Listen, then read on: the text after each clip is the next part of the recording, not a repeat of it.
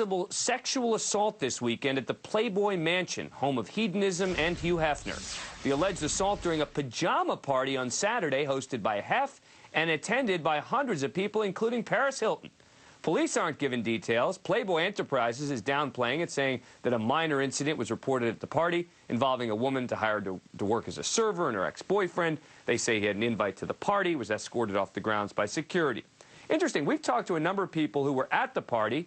They won't come on to talk about it. After all, you cross the folks at Playboy, you can kiss your mansion invites goodbye. But we did find someone who knows the Playboy parties well. Before we talk to her, Rita Cosby gives us this rare inside look at the mansion. Come on to my house, I'm gonna give you candy. Welcome to the Playboy Mansion. How wild is life at the Playboy Mansion?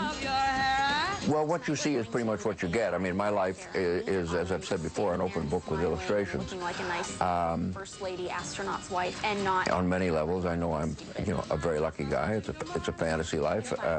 I'm a kid who grew up in a very typical Midwestern Methodist home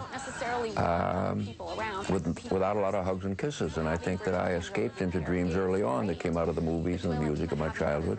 And I think my life itself is an expression of those fantasies. And I think the fact that I share them with a lot of other people is why Playboy's been so successful. I see upstairs, there's a portrait of Hef, the man of the house. Big Brother is watching you. What's upstairs? That's where our bedrooms are, so it's not really open to the public. Down at the other wing of the house is actually some offices where Hef works, so he just has to walk down the hall to get a good day's work in. Myself and I.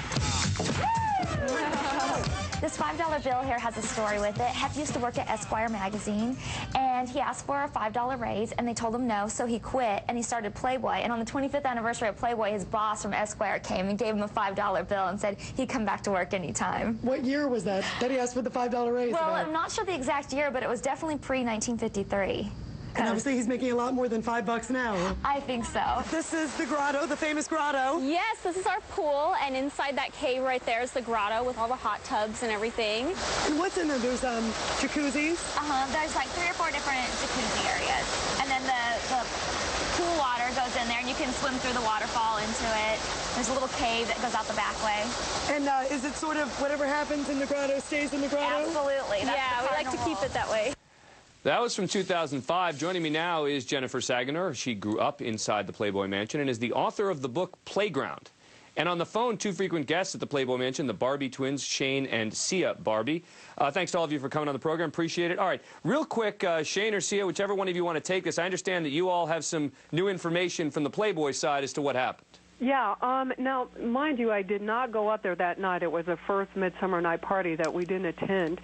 I was up there a week before, but I had heard this story from everyone, how it was blown out of proportion, and the only reason why I'm coming forward is I wanted to say this is one of the safest places that celebrities feel to go to party and let their hair down. So it was just a very unfortunate, isolated situation. What happened, though? Okay, this is what happened. Real quickly, in a nutshell, a girl was there, one of the nude models that are painted, their clothes are painted on. I guess her ex-boyfriend was there, and she had a restraining order on him. So she asked security to have him removed. Now, when you go out there, you got to be someone or someone's guest. It's difficult to get in because of security.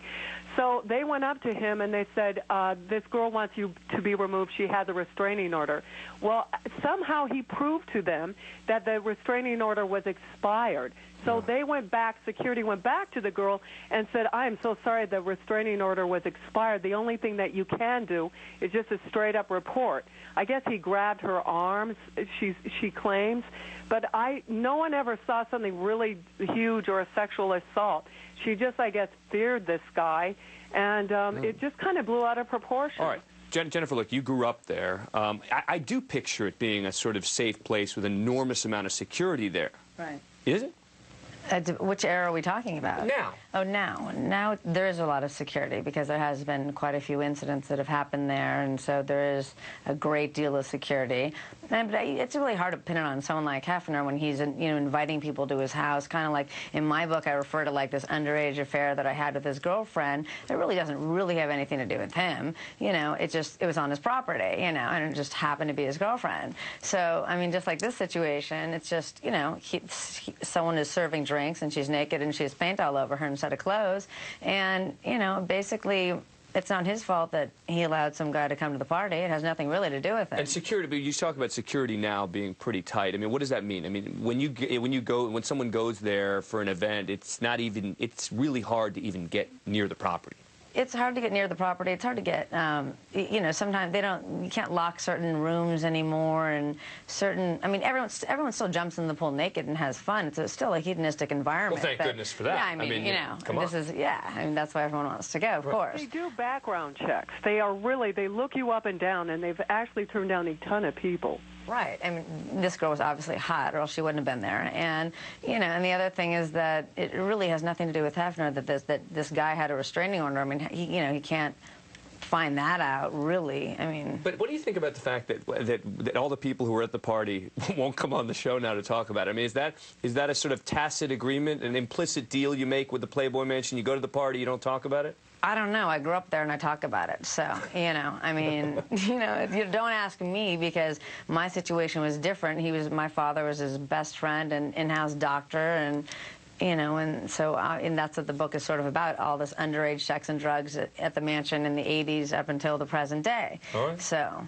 All right, Jennifer, thanks a lot. Appreciate it. Thanks. And the Barbie twins, thank you for giving us that update. Thanks a lot.